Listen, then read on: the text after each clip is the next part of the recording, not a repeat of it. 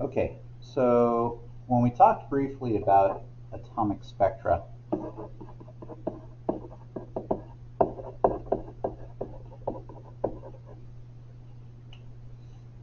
we looked at how when you have an atom that has, say, a nucleus, protons and neutrons, and then it's surrounded by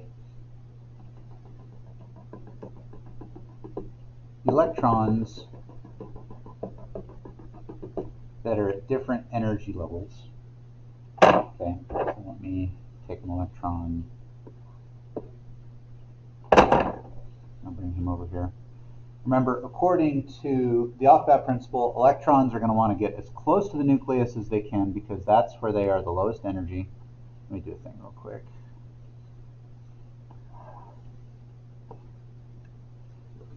Okay.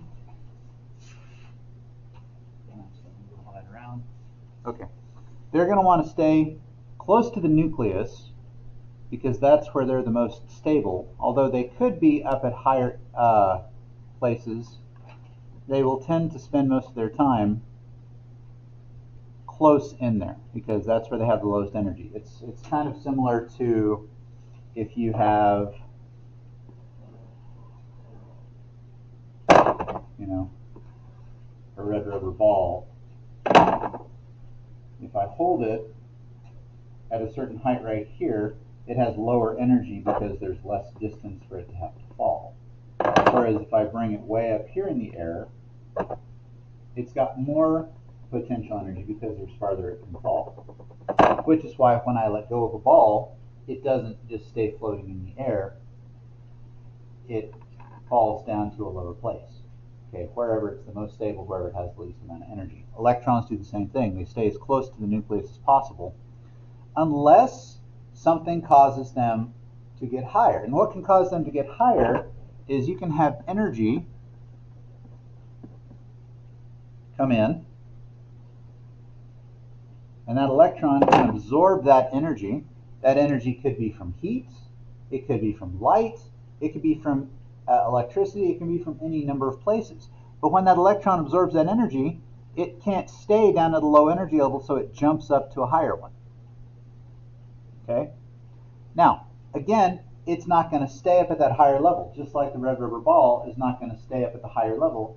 Eventually, it's going to fall back down. And when it falls back down, okay, during that fall, it is going to give off a packet of light. Okay? And that packet of light is called a photon. Now, every atom has its own unique arrangement of electrons, right? No two atoms are the same.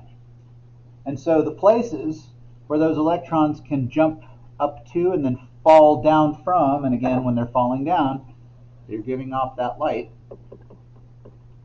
It's unique for each and every element, and also each and every compound.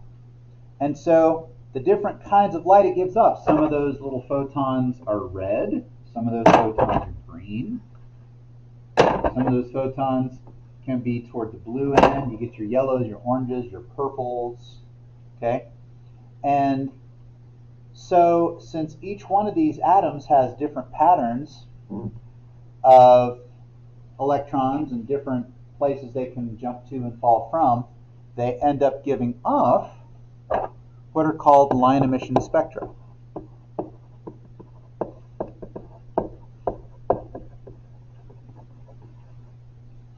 And this is what you saw when you looked through your little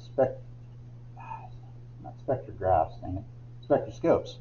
You saw like at one end you'd have like some red lines, and then you started getting into like some oranges and yellows, and then some greens. And later on, further up, you had some blues and some purples.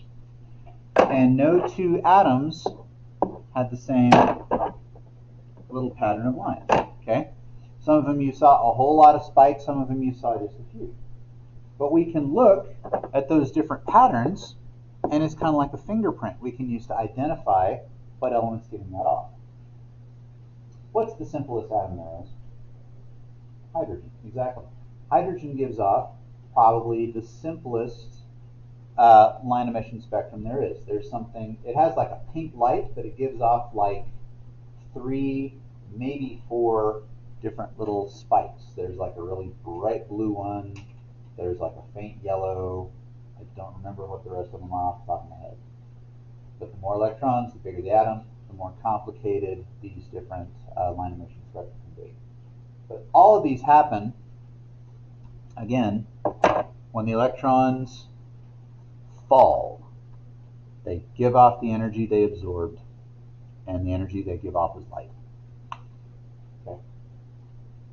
And that's really about all that.